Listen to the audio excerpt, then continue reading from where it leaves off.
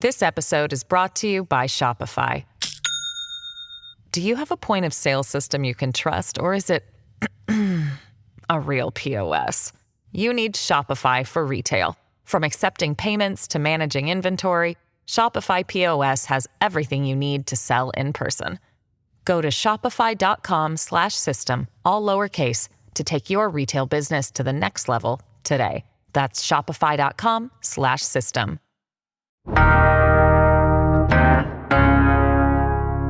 Today on CityCast Houston, the Houston Independent School District has officially unveiled its proposal for a $4.5 billion bond to rebuild schools. And you won't believe which local celebrity is helping lead the effort to get community input. Plus, Mayor Whitmire has promised to fight back against corruption after a new bribery scandal came to light.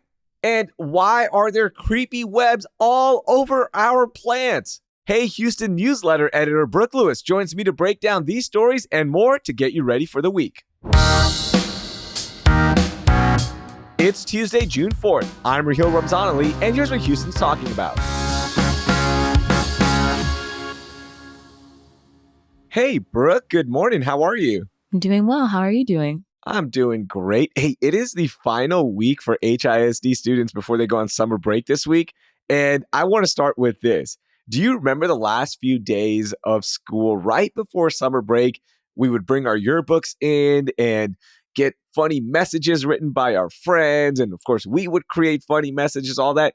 Do you ever go back and read those yearbooks by any chance? I really don't, but a couple years ago, my parents moved and they had all of my childhood yearbooks and they found them and I looked through them and it was just so much fun to look through all the messages. And so the messages were so emotional, like, I'm never going to see you again. We're never going to be friends. But what I love seeing is all the hags, the HAGS, if you know what I'm talking about, if you were a 90s kid, there were just so many hags. Have a great summer. We never spelled it out. We just always wrote hags.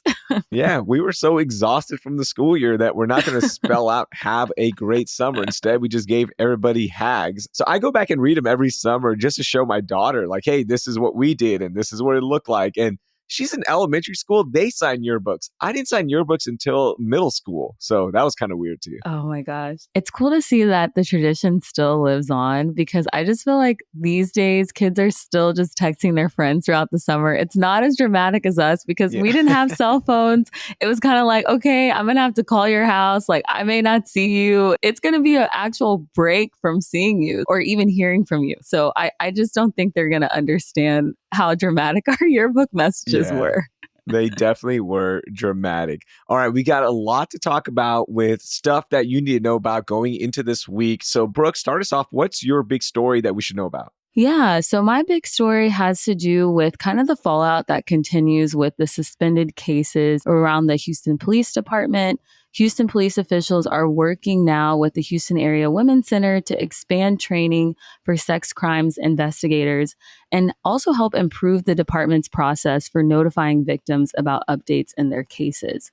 So this comes from a Houston Landing story. Houston Police Department Commander Elizabeth Lorenzana, who leads the Special Victims Division, said nearly 24 officers in the division will now be required to take a 55-hour training program, which is administered by the Women's Center. This training was already offered, but it was voluntary. And so now all officers a part of that division are required to take it. The training will address various types of sexual abuse and how the brain is affected by trauma, among other topics. So I think this is a really important update because many people wondered, how did these cases, go unchecked? Like, how did this happen? And I think this is just Houston Police Department's way of showing we really are taking this very seriously. We take these types of crimes very seriously, and this is what we're going to do to help better train our officers. Another update to this is that they're also going to update the department's victim notification protocols. So these rules cover how and when officers should notify survivors of sexual assault about the results of their forensic examination, as well as how to keep them updated on developments in their case if they wish to pursue one. So just making sure that the victims of sexual assault feel heard and seen throughout the process. I know that's something that advocates really wanted. And I think this just shows that Houston Police Department is really trying to take this seriously. And in that story, there was a section about long-term remedy and what are we going to learn from this? How can we fix this so this never happens again? And of course, that update came a month after Chief Finner retired amid frustration with the department's response to the suspended cases scandal. And remember, the caseload was over 264,000 incidents reported, including the 4,000 sexual assault reports that were classified as suspended. And as of mid-April, almost all the suspended adult sexual assault reports had been reviewed. So that is important. But the long-term remedy in all of this, everything you pointed out, that's the big thing here is, look, we can't go back and fix too much of what happened outside of reviewing it and bringing justice, but we can fix this happening again. And that is so important. And hopefully it never happens again anywhere in any department. Yeah. I think they just want to show we're really taking this seriously. We really value people in Houston who are reporting crimes. We take every crime that's reported seriously. We want to handle it. But I hope, that this will continue on. I think this was something that no one really expected or saw coming. But living in such a big city like Houston, and there's so many crimes happening every day, you want to feel like your police department is taking every single crime reported seriously and handling it with the utmost care. Okay, my biggest story is about corruption, bribery, and hopefully justice because Harris County prosecutors charged former City of Houston Public Works project manager Patrice Lee and 6 others with bribery and abuse of official capacity. Now, this comes from Monroe Trombley of the Houston Landing. Prosecutors said Lee steered a $4.5 million contract for an emergency water line repair to a shell company she controlled and received kickbacks totaling $322,000 in exchange for sending businesses to at least 4 vendors.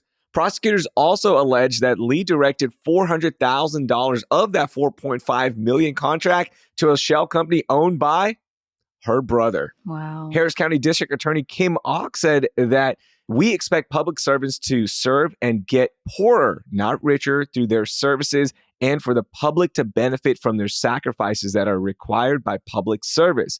So we don't have a lot of empathy or mercy for those who would steal from the public out of their position of power given to them by the public. Crazy, Brooke. Yeah, that's so wild, especially that her brother was even involved in this.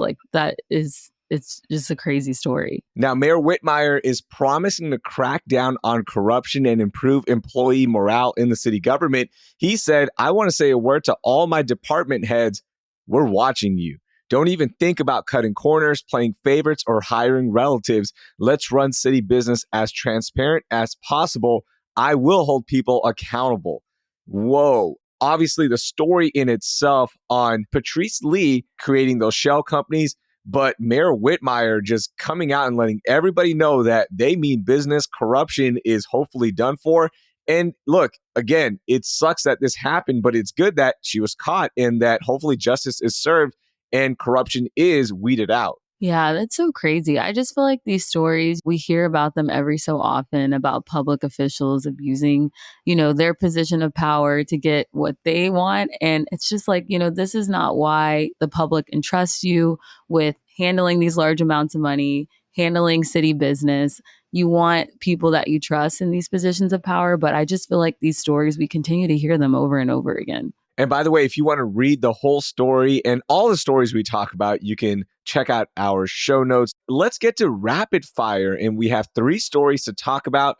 First, we're thinking about Representative Sheila Jackson Lee because she announced that she has been diagnosed with pancreatic cancer, but she's still going to be doing everything she can to be there for important votes, and her office and staff will be working nonstop to work for her constituents. The 74-year-old Congresswoman has been serving since 1995 and has beat breast cancer before in 2012. So she is expected to miss some days in Congress for treatment, but also her campaign for re-election is going on after she beat Amanda Edwards in the primaries. And of course, that was after she lost to Mayor Whitmire in the mayoral race. So it's been a busy, busy time for her. But wow, just thinking about her. And by the way, no word on what stage the cancer is in.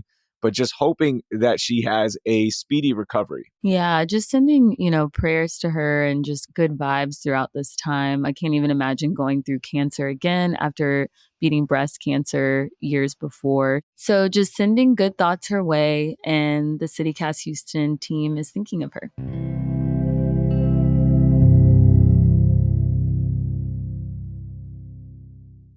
This episode is brought to you by Shopify.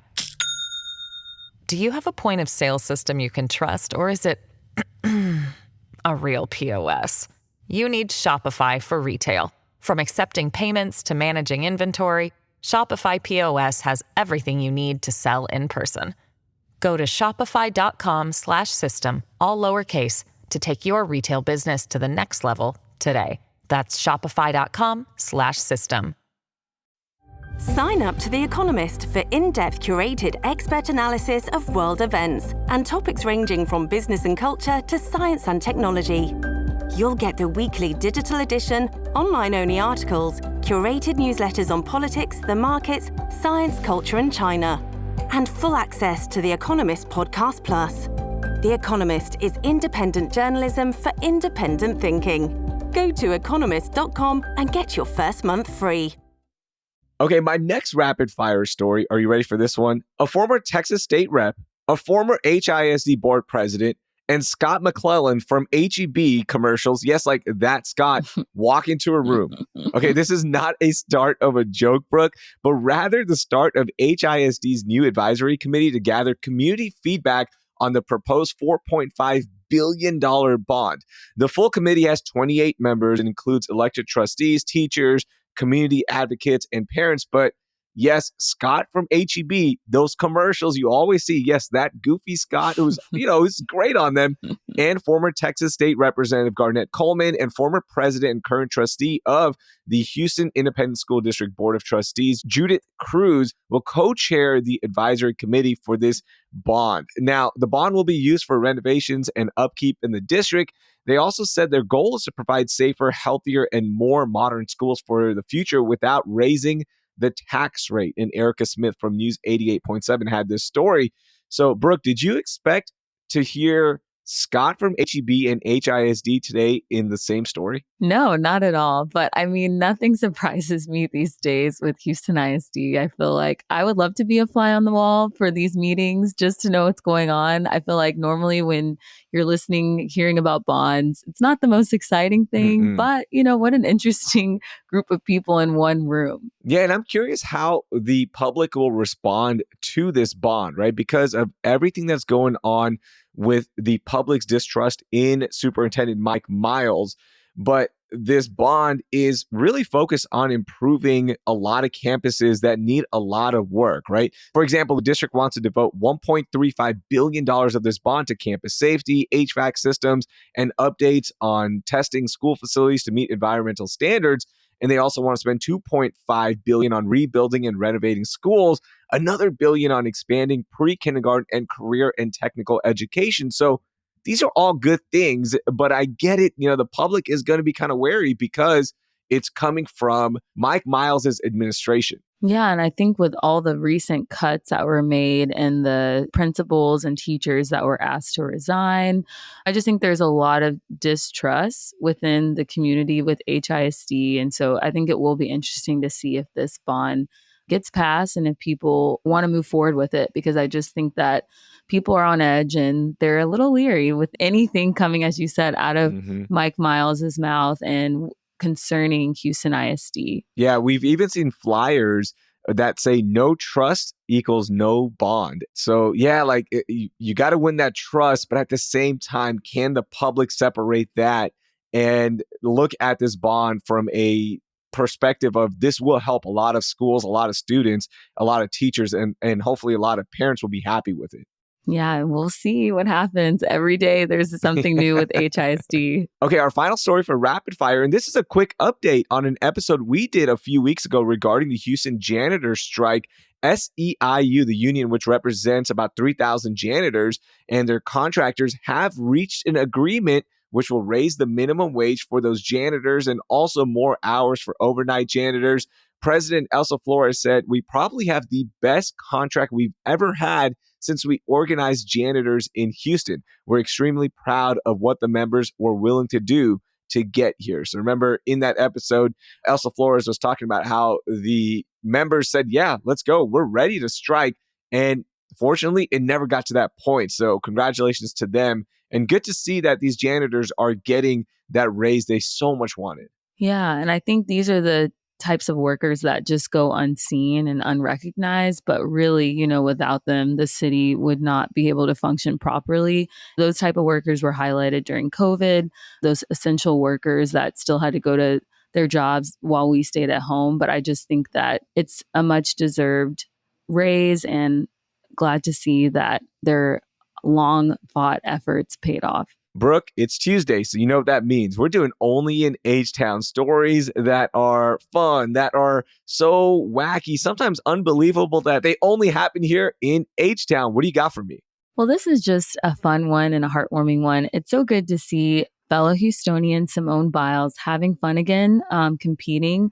Recently, over the weekend, she won her record 9th national all-around title at the U.S. Gymnastics Championships, as well as every individual event title. The sweep brought her career U.S. medal count to 41, including 32 gold. The performance was another step on the road to what will surely be Biles' third Olympic Games, which will be happening this summer in Paris. And it's just fun to see Simone Biles really enjoying competing again after leaving the Tokyo Olympics early and starting that conversation about mental health with Olympic athletes. And recently, a couple weeks ago, she also did a routine to one of my favorite people, Taylor Swift's Ready for It at the US Classics.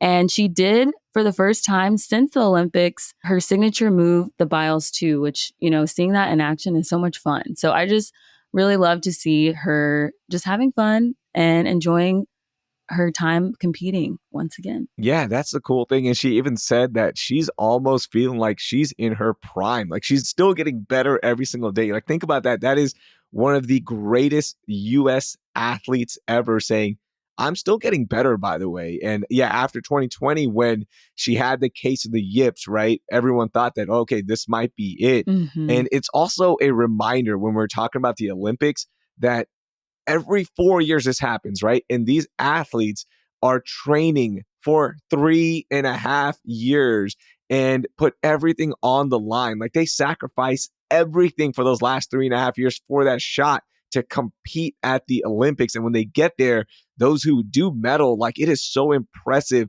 that they perform and everything they worked for 3.5 years come to fruition. And I'm saying 3.5 years because the final 6 months leading up to the Olympics, it's all about qualifying. It's about getting ready, your final touches before you get to the Olympics across all those sports.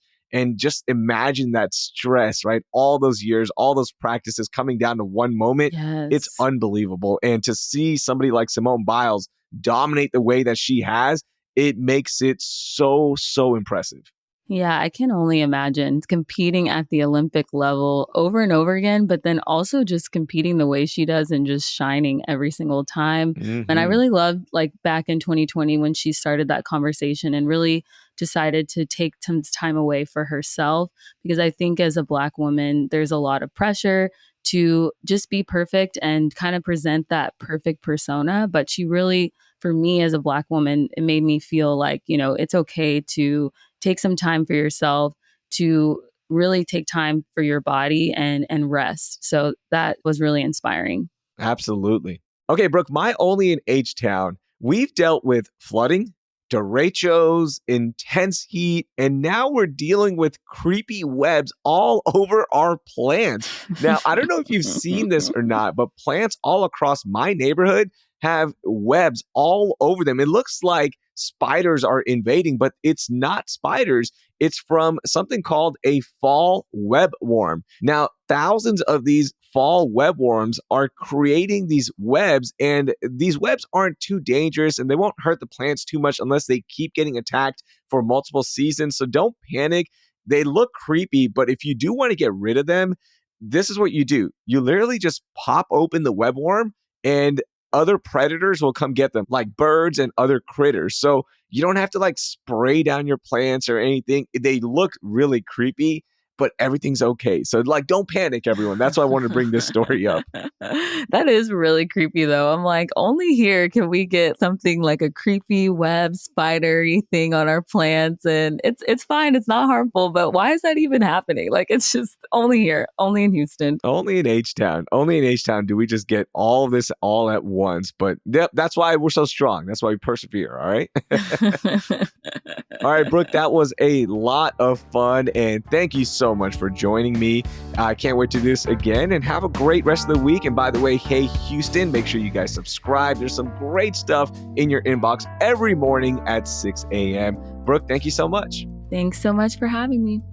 That was Brooke Lewis. You can find all the stories linked in our show notes. Before we go, CityCast Houston is going to hold a mini career day for listeners. So if you have an interesting career or uniquely H-Town career, let me know about it with the contact info in our show notes. Hey, you could even be a guest on the show.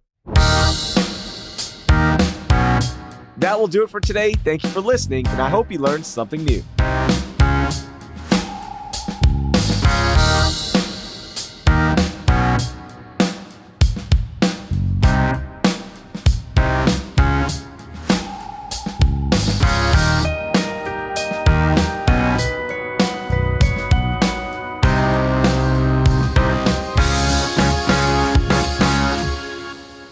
I know that's something that